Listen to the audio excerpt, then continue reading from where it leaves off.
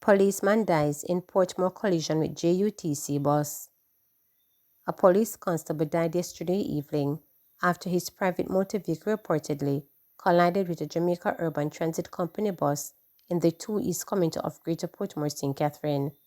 The Jamaica Constable Forces Corporate Communications Unit confirmed the incident but said further details will be shared later.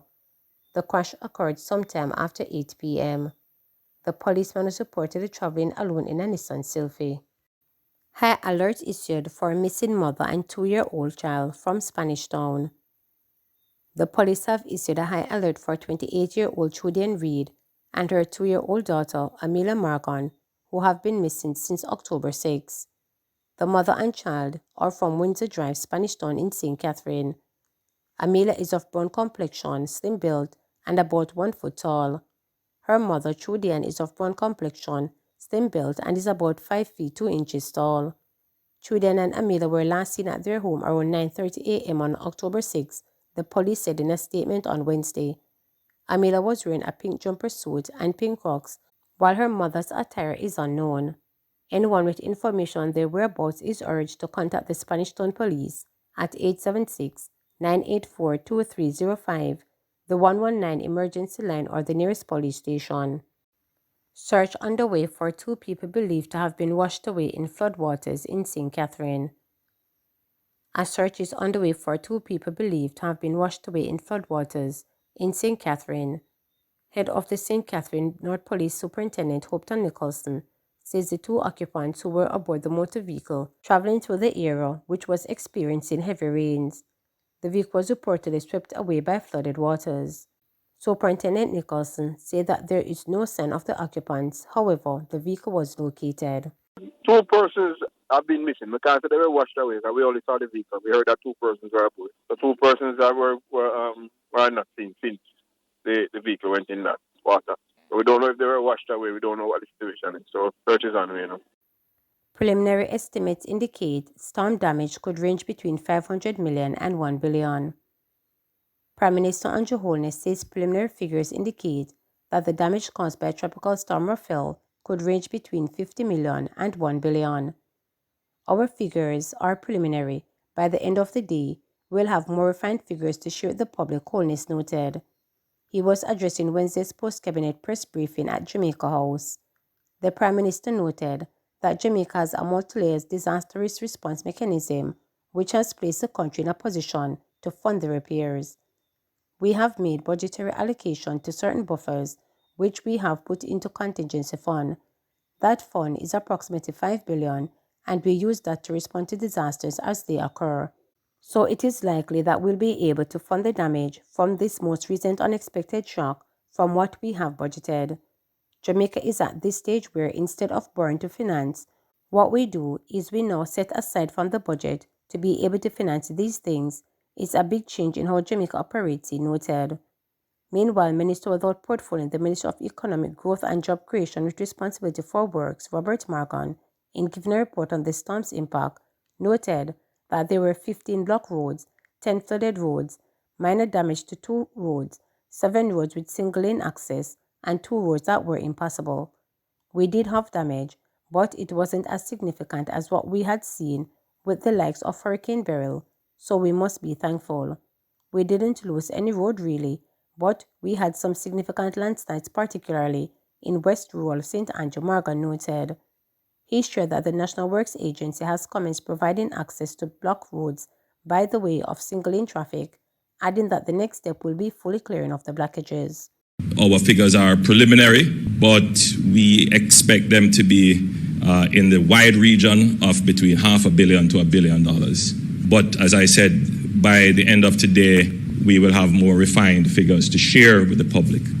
We have developed the National Natural Disaster Risk Financing Mechanism. And what that is we have made budgetary allocations to create buffers, which we have put into a contingency fund.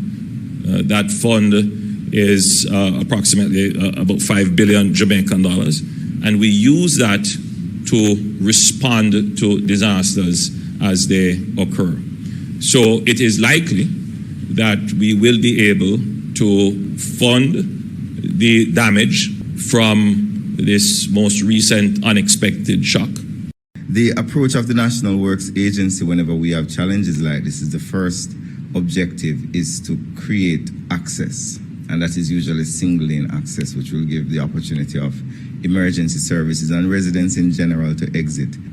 Particularly as we're seeking to reopen schools, we're trying to find ways to create single access where schools can open where possible. I know the Ministry of Education did issue a release asking schools to open where possible.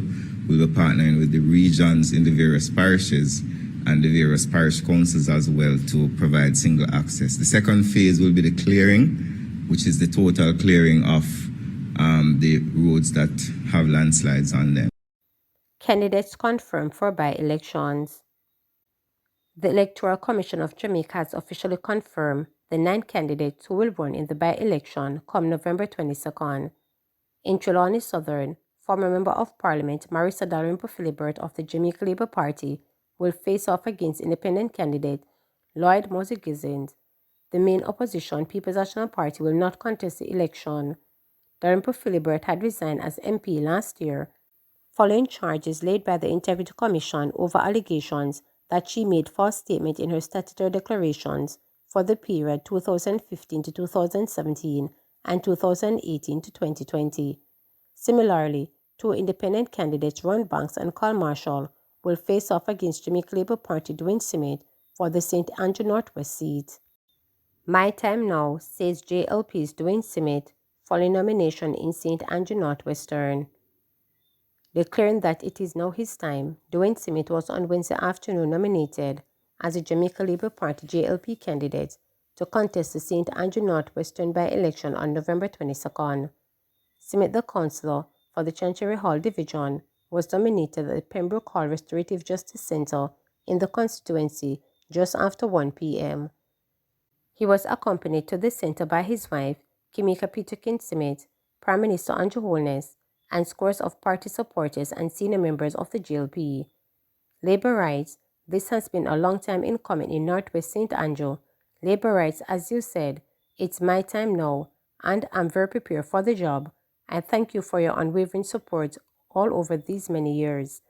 A lot of work has been done in Northwest over the last couple of decades, and I am here to add on to the work that has already been done," he said, adding that the constituency he is seeking to represent in Parliament has a road problem.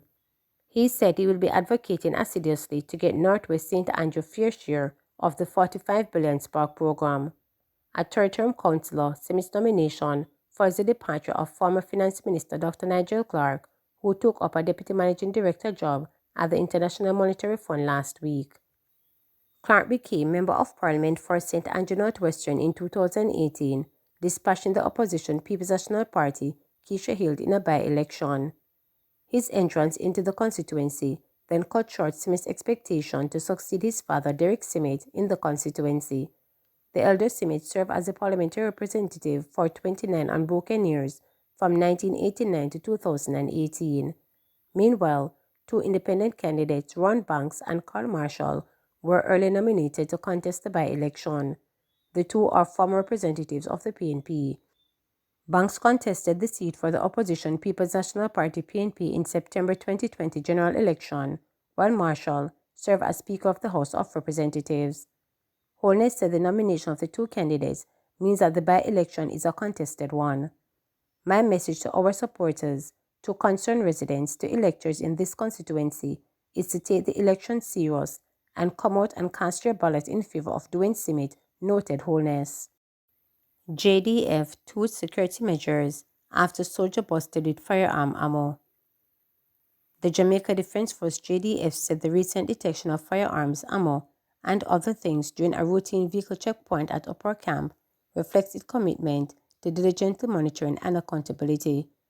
On Sunday, November 3rd, JDF personnel conducted a search of a vehicle driven by a member of the security force as part of its standard security protocol, resulting in the fine. In a release on Tuesday, the JDF said it engaged the Jamaica Constabulary Force JCF to facilitate the investigation. The suspect has since been charged with possession of prohibited weapon and unauthorized possession of ammunition. This detection reflects our commitment to diligently monitoring and accountability. Furthermore, the public is aware that the JDF is committed to taking disciplinary action if any violation of protocols are identified, the JDF said in a release. It also clarified that the seized items are not JDF-issued equipment and added that it continues to collaborate with the JCF to investigate any breaches of the law. Remember to subscribe, like, share, and click the notification bell for daily updates.